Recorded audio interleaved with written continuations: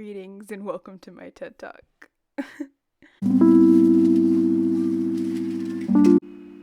So, I think we can all agree that 2019 was way better than 2020, period. I don't care what anybody says. But wait, hold on. Pause. I just gotta touch base on this man. These arms. Oh, somebody come get me. I don't know what I was doing. I don't know what I was thinking. I was crazy, bro. Please, somebody just throw a can of just a jug of Vaseline at me. I'm pretty sure I fixed it later on in the video because they ain't looking as busted, crusted, and rested as before. But I just had to pause. Okay, I'm sorry. Let me continue. So, as I was saying before, 2019 for all of us could have most likely been a way better year than what 2020 turned out to be. At the beginning of the school year, after break, just like any other, we all were definitely in our element. We were back at school, we were hanging out with each other, goofing, joking around, acting stupid, doing what people in middle school, elementary school, and high school do when they're around their friends.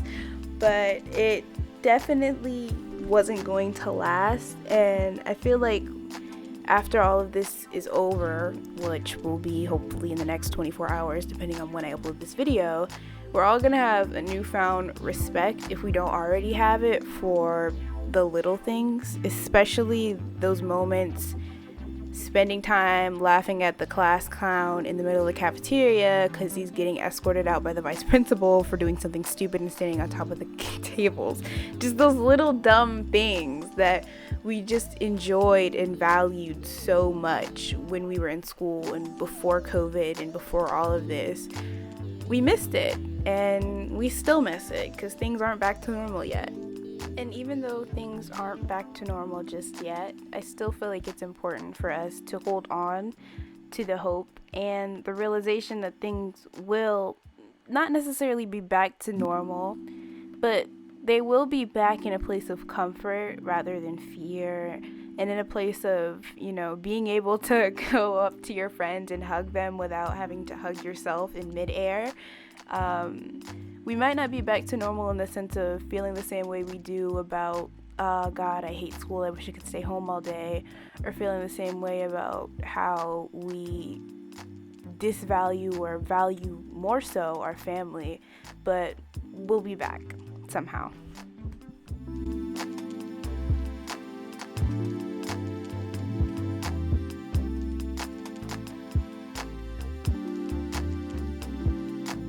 Yo.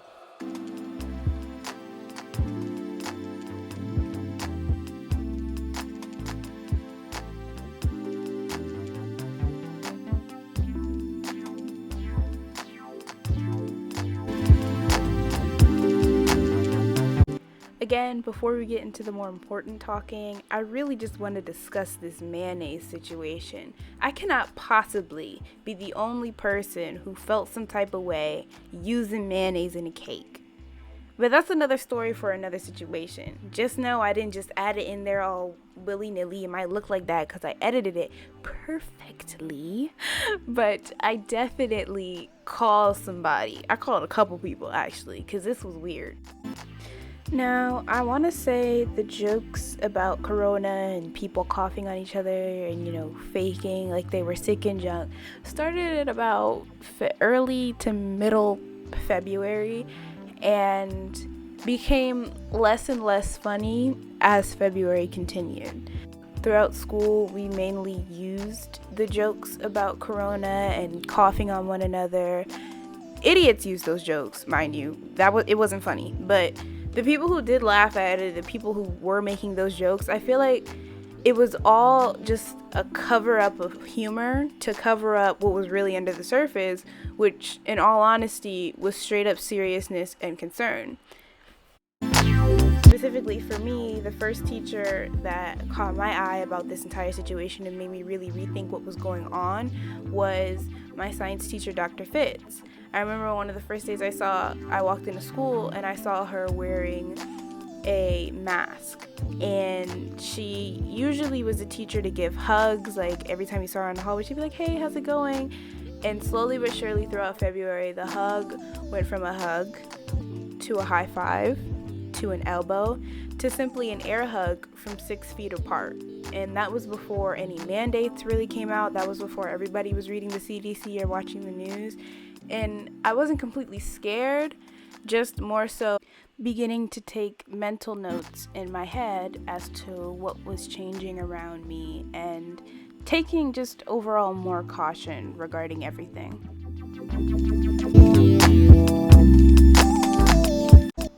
So by now it was March, April, and everybody and their mother was stuck indoors. Schools were shut down, not just in my state, I believe, but across the nation and pretty much everywhere else around the world. Although I was surrounded by my family, aka my parents, I was still alone in the sense of it was one of those you could be in a sea of people and still feel all alone type situations.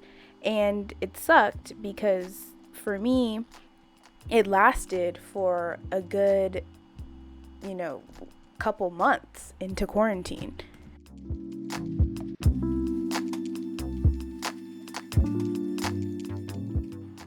I suddenly found myself becoming more and more restless as the days and weeks went by.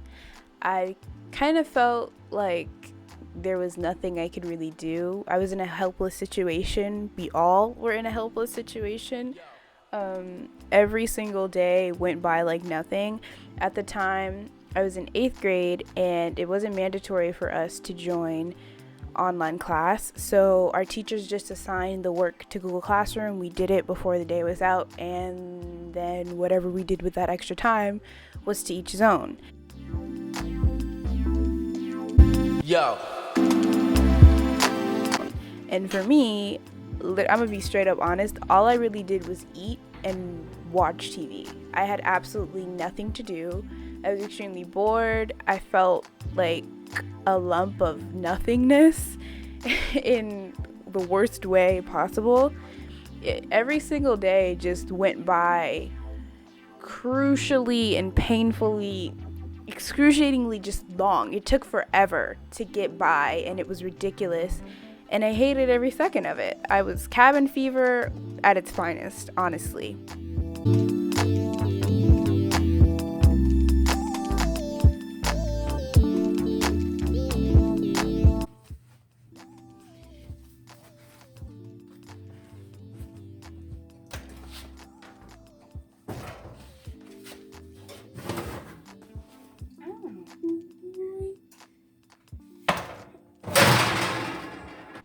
But finally came the end of the school year. Yes, it was finally summer, but we were still in quarantine, and a lot of the same sluggish vibes and behaviors I had during the year kind of trickled in during mainly June, and they kind of stayed and died at June. It wasn't until late June / early July that I decided to just finally change how I was feeling. I started forcing myself to get up and do stuff rather than just sit on the couch all day and watch TV. I decided to wake up before it became nightfall. I took care of my health in the sense of getting up and getting washed and dressed, even if I wasn't going anywhere. I changed my diet of chips and rice cakes and just fattening snacks to actually balanced meals. I got back into doing things that I loved, like crafting and debating with Model UN. I even picked up baking, as y'all can clearly see.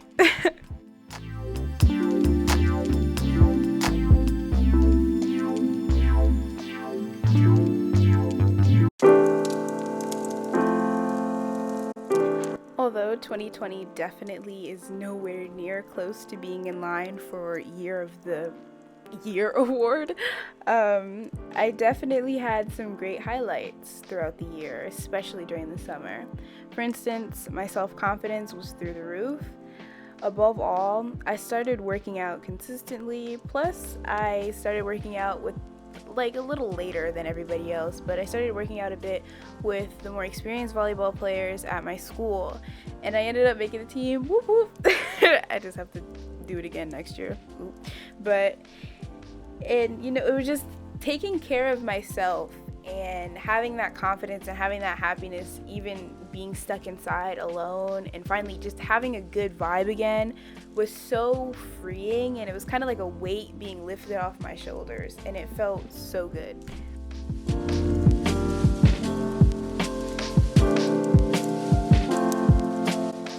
Besides the physical and mental things like my self-confidence and working out more, I think one of my favorite things / highlights of this year had to be my newfound understanding of letting things go, in the sense of I started to figure out and delete and add on to things that genuinely needed and deserved my attention.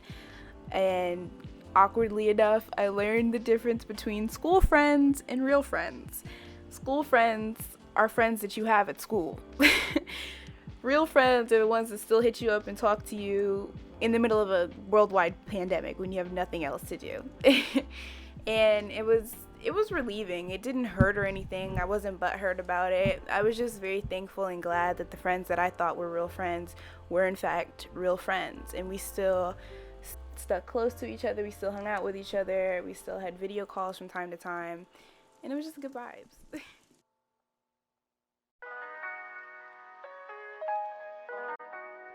Now, my plans and goals for my freshman year of high school definitely had to be altered and switched around a bit because of Miss Rona. A lot of things changed, a lot of things didn't, but one of the things that still definitely rang true was my goal of making my school's volleyball team.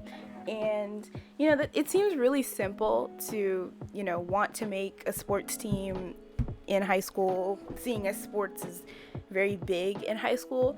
But for me, it was bigger for a different reason, mainly because I wanted to prove to myself that I could in fact do this, and that I could have enough confidence in myself to go out there and do something and succeed in something, which I did, period.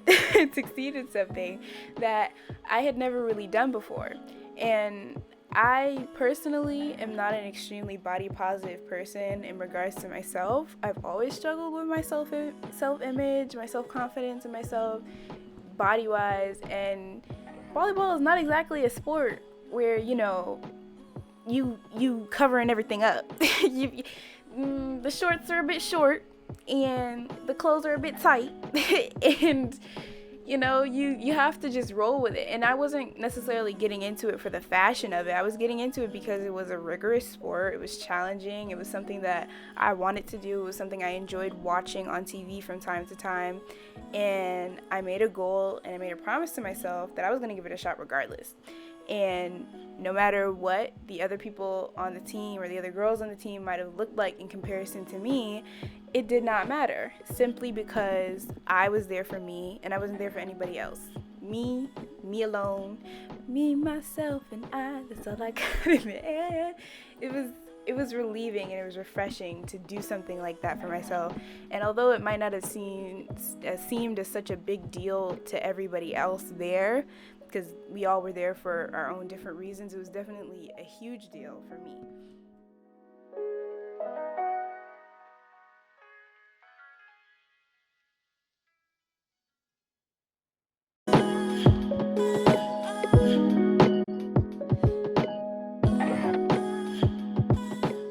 So as we reach the end of the year, I just want to say thank you to all the essential workers. You guys not just the medical essential workers, because you guys really showed up and showed out like nobody's business. Thank you so much.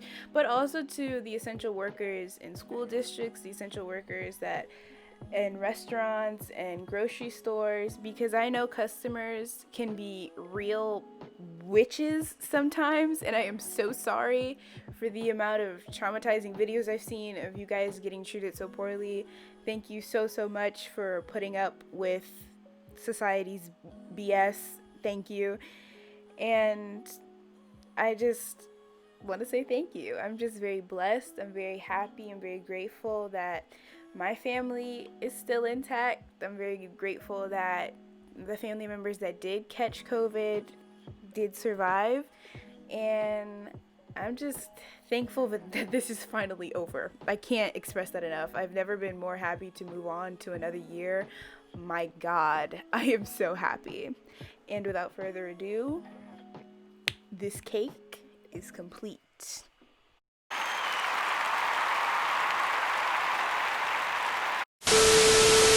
Greetings and welcome to my TED Talk looking behind. Oh my God, bro. Call me beat me if you wanna reach me. I forgot the words. Boom boom, boom boom, pop pop pop boom boom. Asking all them questions. Why you asking all them questions? Making statements. Assuming. Asking all them questions. Why you asking all them questions? Making statements. Assuming. Welcome to the Welcome to the DFB YouTube channel. After hours. They like, Cash, since you doing too much. I'm like, quiet, honey, because you're not doing enough. You're too really mad. That's too really sad. If you really ask, I'm not cussing because, hey, what? My parents probably going to watch this video, and I'm not getting a butt whooping because I want to act stupid in bloopers. Okay, bye. DJs be like, how we feeling? Oh, what's that? Oh, will the owner of the black Hyundai Nissan in the front handicap parking space right next to the bushes please remove your vehicle at once? I repeat, will the owner of the black Hyundai Nissan in the front next to the bushes please remove your vehicle at once? You are not licensed to be there. The license plate is Hot Moms for You. I repeat, the license plate is Hot Moms for You. Please remove your vehicle at once. Thank you. Let's get back to the party!